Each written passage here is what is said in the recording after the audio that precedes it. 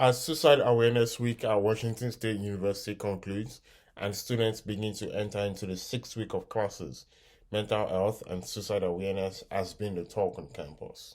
The fact that we had to move online in 2020 meant that people had to try a new system of learning that they hadn't tried before, and that brought lots of challenges. And that's just like you said, mental health was part of those challenges.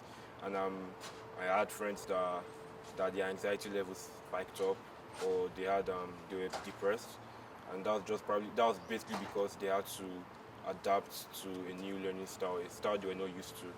With the transition to online and remote learning, there were reports that stress levels among students took a toll on their mental health.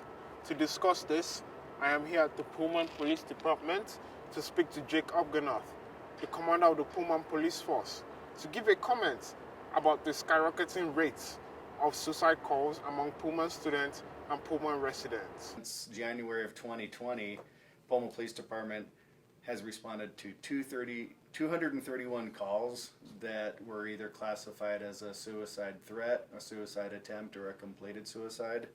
And then, looking further at our stats, we had 875 calls where we responded to what we classified as a welfare check. And that could be a very broad category. That just could be that somebody hasn't gotten their mail in a couple days, or it could be that somebody didn't show up for work. But sometimes it's classified as there's somebody that's worried about another person, and maybe they're thinking that this person might have taken their own life.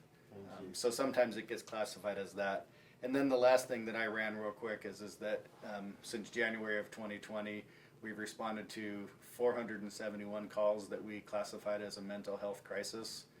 And that doesn't necessarily always mean suicide or a threat, but maybe somebody's just going through any number of what we would classify as a mental health crisis, where really it's not necessarily a crime happening, but somebody that needs help. Upganath also gave advice to students who struggle with mental health problems and suicide thoughts. I think the main thing is don't be afraid to ask for help. I think that when people are depressed or maybe they're having suicidal thoughts, at first they're embarrassed to admit it. They think that maybe something's wrong with them, but that's not the case.